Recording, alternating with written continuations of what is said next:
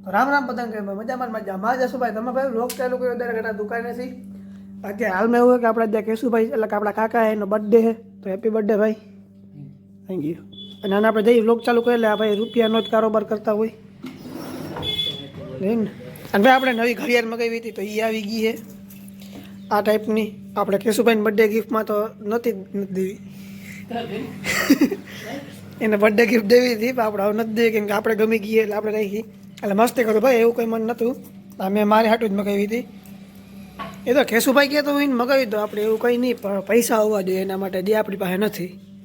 એની પાસે હે એ આપણે દેતા નથી એવું છે હા તાર તમાકુમાં ભાવ વધે હમણાં તમાકુમાં બાકી ઓછી કરો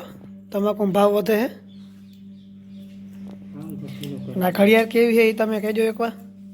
હવાની કિંમત ના પૂછજો કે શું કિંમત છે ઘડિયાળની રેડી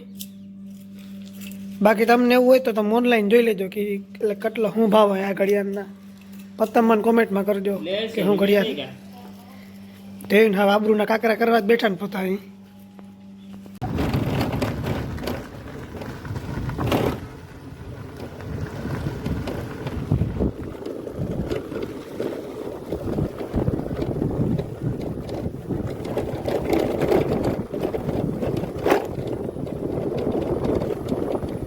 ત્યાર પછી આપણે આવી ગયા હતા સચિનભાઈની દુકાને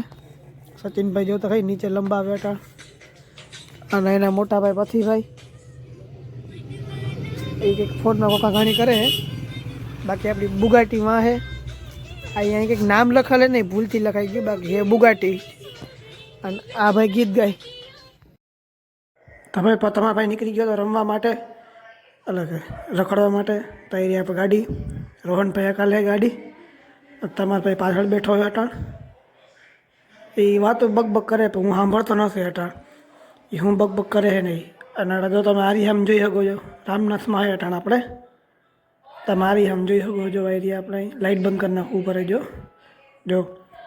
દેખાવ આરી આમાં હવે આપણે ઘરે આવી ગયા છીએ અને આ બ્લોગને એન્ડ કરો તમને બ્લોગ પસંદ આવે તો લાઈક કરજો સબસ્ક્રાઈબ કરજો આપણે આપણી આગલા બ્લોગમાં ત્યાં સુધી બધાને બાય અત્યારે આપણે આવી ગયા બહાર તો નાની સાયકલ જે બહાર છે આપણે અંદર લઈ લઈએ અટાણ એટલે